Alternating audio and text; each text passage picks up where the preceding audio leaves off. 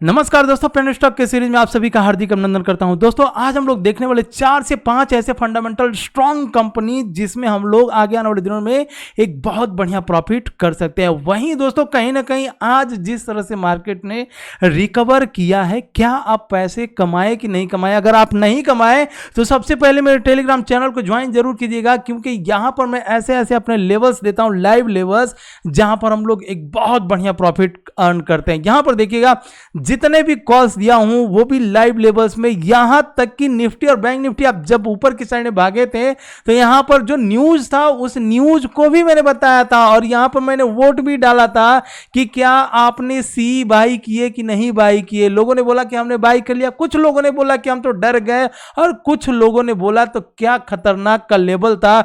वहीं दोस्तों अगर मैं बात करूं इन्वेस्टमेंट वीआईपी चैनल में, तो यहां पर मैंने स्टेट बैंक ऑफ इंडिया को मात्र ₹1 का स्टॉप लॉस दे करके बाई करवाया था, और बाइंग का लेवल हमारा था ₹426, और आज के ही डेट में 441 हाई बनाया है।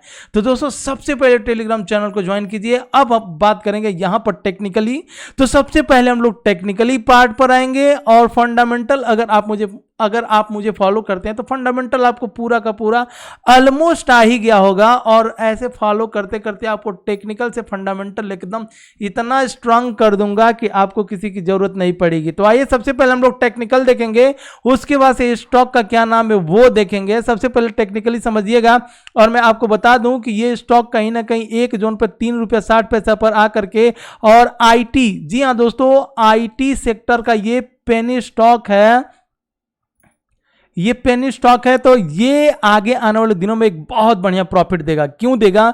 क्योंकि दोस्तों आप देखे होंगे कई ऐसे स्टॉक ₹1 से लेकर के ₹50, यहां तक कि 150 तक का मोमेंटम हो चुका है मात्र ₹1 से। लेकिन क्यों हुआ? रीजन उसका यही था कि उसका फंडामेंटल तगड़ा था, उसमें इस तरह से वॉल्यूम बने थे, और जो लोग बाई करके होल्ड रखे हुए थे उनको ही वो मोमेंटम मिला हुआ है। तो मैं ट्राई करता हूं कि जहां तक जितने भी स्टॉक लेकर के आऊं उनका फंडामेंटल ठीक हो। तो दोस्तों टेक्निकल एनालिसिस की अगर बात करें तो आप यहां पर देखेंगे जब ये हाई बना था तो यहां पर एक बन गया था रेजिस्टेंस, और रेजिस्टेंस को बहुत दिनों के बाद से यहां पर आप देख रहे हैं इस तरह से वॉल्यूम के साथ ब्रेक हुआ। ब्रेक करने के बाद से आपके पास यहां पर ये दूसरा रेजिस्टेंस बना था। दूसरा रेजिस्टेंस अब जिस तरह से यहां पर ब्रेक हुआ, ब्रेक होने के बाद से ऊपर गया, तो जब ये रेजिस्टेंस बना तो फिर ये जब नीचे आया तो नीचे आने के बाद से कहां आया? सपोर्ट। अब सपोर्ट कैसे मालूम पड़ेगा? देखिए सिंपल सी बात है, जब यहां पर एक ये रेजिस्टेंस था, मतलब इस तरह से प्राइस ऊपर गया और एक हाई बनाया, तो एक इसको आप हाई कर सकते हैं या एक रेजिस्टेंस कर सकते हैं। जब यहां से नीचे आया तब आप इसको किस तरह से लगाओगे? इस तरह से एक लाइन मार्क कर देना है, और लाइन मार्क करने के बाद से जब भी ये इसको ब्रेक करेगा, तो ब्रेक करने के बाद से अब इसके लिए जब ब्रेक करके ये ऊपर चला गया तो अब ये इसके लिए क्या हो जाएगा?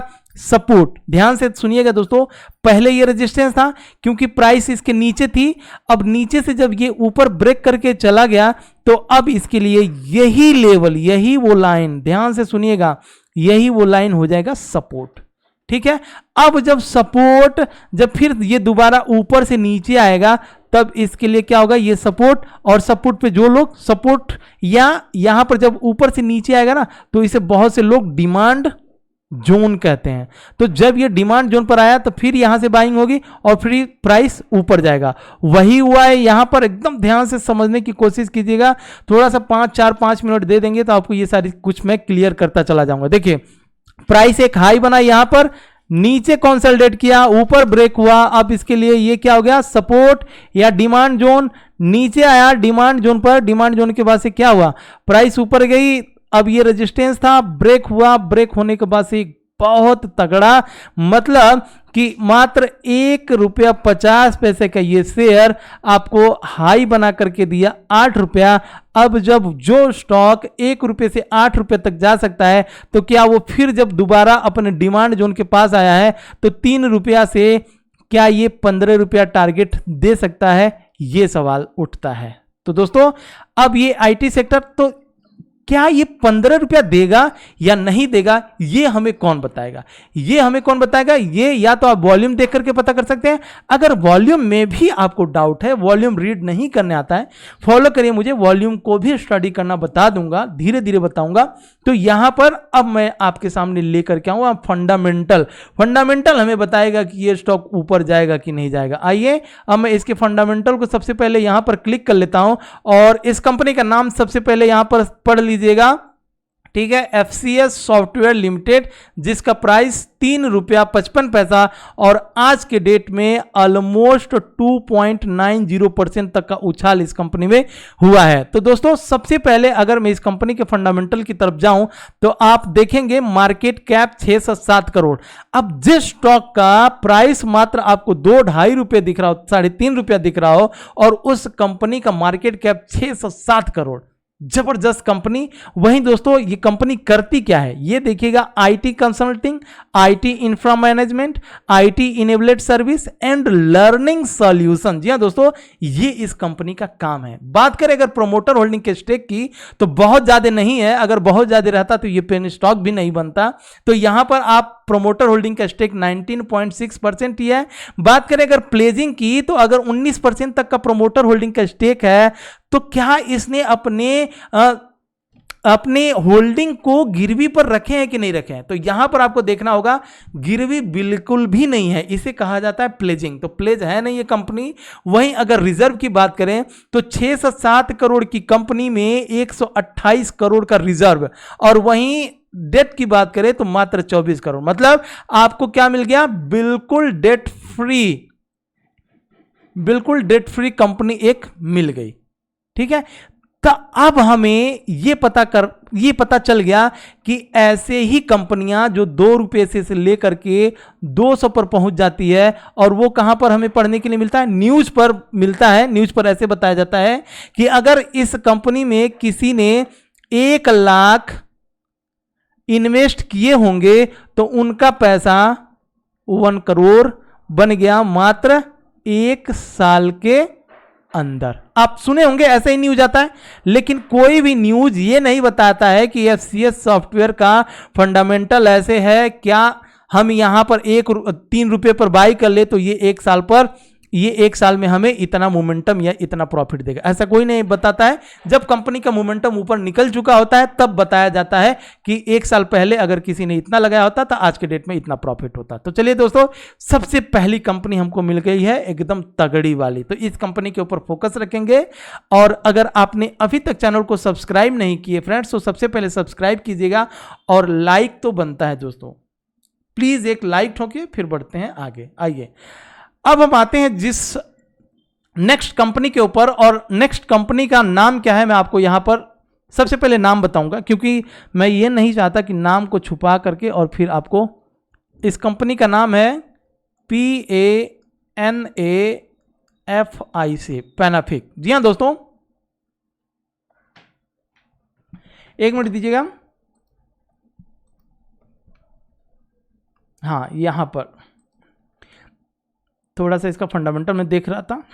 तो पैनाफिक इंडस्ट्रीज की अगर हम बात करें तो ये भी 19 करोड़ की कंपनी है। डेट की बात करें तो बिल्कुल डेट नहीं है। रिजर्व की बात करें तो 14 लाख का इस कंपनी के पास रिजर्व है। प्लेजिंग की बात करें तो 8.5-9% तक का प्लेजिंग है।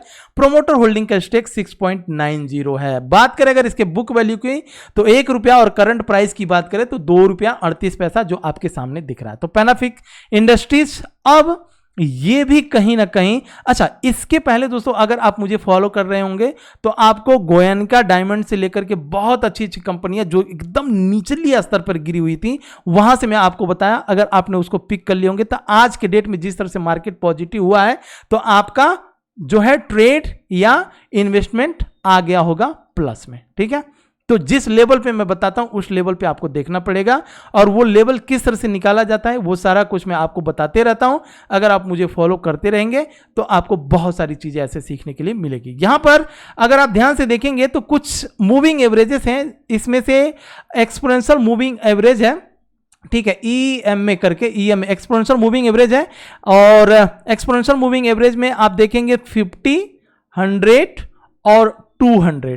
दोस्तों 50 मूविंग एवरेज के पास से अगर कोई स्टॉक आकर के ऊपर जाता है तो उसके थोड़े से चांसेस होते हैं नीचे आने के लिए, लेकिन अगर कोई स्टॉक 100 के पास आकर के ऊपर जाता है तो भी थोड़े से, मतलब अगर यहां से आपको 40% लग जाए कि नीचे आ सकता है तो 100 पे हम यही मान करके चलते हैं 30% ही। लेकिन अगर कोई स्टॉक 200 मूविंग एवरेज के पास आकर के रिवर्सल ऊपर की साइड में मारता है तो यहां पर हमें यह मालूम होता है या हम लोग ये एज्यूम करते हैं कि 200 एक बहुत ही बड़ा अपने आप में क्या है, सपोर्ट होता है। दोस्तों सपोर्ट, अगर आप टीवी न्यूज सुनते होंगे तो वहां पर आपको यह दिखाया जाता है कि यह स्टॉक 50 डेमा, ऐसा डेमा बोला जाता है वहां पर, ईएमए को वो लोग डेमा बोलते हैं, 50 डेमा को सपोर्ट लेकर के ये स्टॉक बड़ी तेजी से ऊपर की साइड में जा रहा है। 100 डेमा का यहां पर एक बहुत तगड़ा सपोर्ट है, इस सपोर्ट को अगर होल्ड करता है तो ये स्टॉक यहां तक जा सकता है।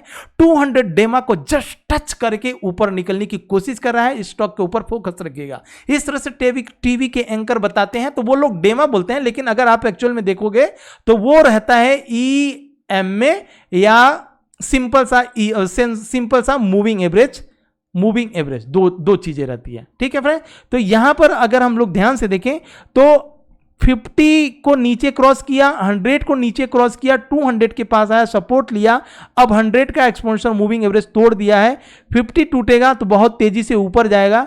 तो इसलिए इस कंपनी के ऊपर फोकस रखिएगा, और जो कंपनी इस तरह से भयंकर मोमेंटम दे सकता है तो जाहिर सी बात है कोई भी स्टॉक जब ऊपर जाता है चाहे वो फंडामेंटल कितना भी तगड़ा क्यों ना हो, कंटिन्यूअस इस तरह से कोई स्टॉक ऊपर नहीं जाता है। ठीक है, आपको ध्यान रखना है। तो उसी तरह से हम लोग बात करें पेनी स्टॉक में तो ये भी ऊपर गया, ऊपर जाने के बाद से नीचे भी आया, अब नीचे से कहीं ना कहीं ऊपर निकला है, तो यहां से हम लोग फोकस करेंगे। अब जो स्टॉक यहां तक का हाई अराउंड 5.5 का बना सकता है तो जिस दिन 5.5 तोड़ेगा तो वो 8 या 10 भी ऊपर की साइड में टारगेट दे सकता है। तो इस कंपनी के ऊपर फोकस रखिएगा। आइए अब हम अपनी नेक्स्ट कंपनी के ऊपर आते हैं, और नेक्स्ट कंपनी का नाम है नागार्जुन फर्टिलाइजर। जी हाँ दोस्तों, नागार्जुन फर्टिलाइजर एंड केमिकल्स की बात करें तो ये केमिकल का एक बहुत बढ़िया स्टॉक है, और कहीं ना कहीं इसका फंडामेंटल जो है खराब हो चुका था। लेकिन जिस तरह से केमिकल स्टॉक्स आप देखोगे कई दिनों से, मतलब मार्केट गिर भी रही है, लेकिन कई ऐसे केमिकल स्टॉक में आपको सिंपल से बताता हूं, यूपीएल। जी हाँ दोस्तों, मार्केट आप आज के डेट में देखिए कहां से कहां नीचे आ गया, लेकिन यूपीएल कंटिन्यूअस ऊपर की साइड में जा रहा था। हालांकि आज अगर आप देखेंगे तो आज थोड़ी सी 10 या 12 पॉइंट की गिरावट हुई है, लेकिन इसके पहले कंटिन्यूअस एक हफ्ते से यूपीएल बहुत तगड़ा ऊपर की साइड में जा रहा था। तो उसी तरह से हम लोग नागार्जुन फर्टिलाइजर एंड केमिकल्स की बात करें तो इसको आपको किस तरह से, चलिए इसको थोड़ा सा मैं टाइप करके बता देता हूं ताकि देखने के लिए या सर्च करने के लिए आपको प्रॉब्लम ना हो। ठीक है, तो कॉपी और यहां पर तो इसका नाम अगर आप शॉर्ट में इस तरह से सर्च करेंगे तो मिल जाएगा, नहीं तो अगर आप पूरा का पूरा नाम जानना चाहते हैं तो कंपनी का नाम रहेगा, उसको भी मैं आपको यहां पर टाइप करके दिखा देता हूं ताकि बहुत से लोगों को कंपनी के नाम सर्च करने में अगर प्रॉब्लम हो जाए।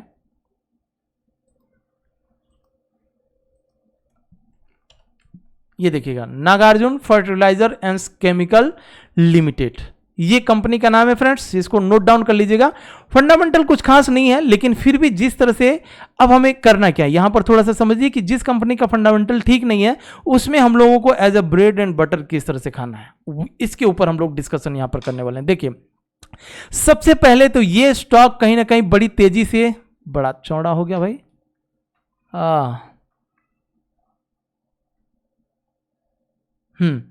तो सबसे पहले हमें ये टेक्निकली देखना है कि टेक्निकल ये बड़ी तेजी से नीचे आया, नीचे आने के बाद से फिर ये ऊपर गया, सारे के सारे मूविंग एवरेज यहां पर तोड़ दिया, फिर ये नीचे, तो कहीं ना कहीं अब इसमें अपर सर्किट लगना चालू हुआ है। मतलब इसमें अगर हम लोग as a bread and butter खाना चाहें तो हमारे पास सपोर्ट 11 रुपया 50 पैसे का है, और ऑलमोस्ट 2 रुपए का स्टॉप लॉस रखेंगे इस कंपनी में, और जो सबसे पहला टारगेट निकल करके आता है, सबसे पहला टारगेट 16 रुपये का, 16 रुपये निकले बाहर या 11 रुपये 50 पैसे स्टॉप लॉस मारे एकदम से बाहर, तो नागार्जुन फर्टिलाइजर के ऊपर फोकस रखिएगा। और भी कंपनियां देख लें, चलिए मैं आपको दिखाई देता। ये एक कंपनी है लुहारिका, जिसका मैं हर ऑलमोस्ट वीडियो में मैं बता ही देता हूं, क्योंकि इसका फंडामेंटल बहुत ही तगड़ा है, इसलिए मैं आपको बता देता हूं ताकि आप कंफ्यूज मत होइए। इस कंपनी का नाम मैं यहां पर सर्च कर देता हूं, जो लोग नए देख रहे होंगे उनको मालूम पड़ जाएगा। ये इस कंपनी का नाम है। और जब मैं बताया था इस कंपनी को, पिछले 1 या 2 दिन से कंटिन्यूअस कवर कर रहा हूं, है ना, क्योंकि गांव गया था तो उस टाइम पे मैं वीडियो बना नहीं पा रहा था। और उसके बाद से जब मैं आया तो सारे फंडामेंटल कंपनियां एक ही साथ वीडियो बनाया था, 10 या 15 स्टॉक, जिसमें सारी की सारी फंडामेंटल स्ट्रांग कंपनियां थी। और लुहारिका उसमें से एक था, कहीं ना कहीं यहीं पर बनाया था, इसी प्राइस के पास कंटिन्यूअस 3 दिन से क्या है, अपर सर्किट चल रहा है। तो अब ये फिर जब इस हाई को तोड़ेगा तो कम से कम 8 से 10 रुपए तक के टारगेट मेरे पास ऑलरेडी पड़ा हुआ है। हालांकि मुझे पैसे डबल कर दिया था, हम लोगों ने यहां पर कहीं बाई किया हुआ था। जिस तरह से हम लोगों ने इन्वेंचर को बाई किया हुआ था, इन्वेंचर जिस तरह से एक अच्छा खासा रिटर्न दिया, नीचे आया। इन्वेंचर अभी भी फोकस पे रखिएगा, ठीक है, उसको एकदम रडार पे रखिएगा। तो दोस्तों वीडियो कैसी लगी प्लीज कमेंट बॉक्स में एक बार जरूर लिखिएगा। और अगर आपने अभी तक सब्सक्राइब नहीं किया, एक बार सब्सक्राइब कीजिएगा। टेलीग्राम चैनल का लिंक डिस्क्रिप्शन बॉक्स में डाल करके रखा हूं, वहां पर ज्वाइन जरूर कीजिएगा, मेरे लाइव लेवल्स यहां पर रहते हैं। तो दोस्तों इसी के साथ लेता हूं विदा, मिलते हैं नेक्स्ट वीडियो में नेक्स्ट मल्टीबैगर स्टॉक्स के साथ। जय हिंद फ्रेंड्स।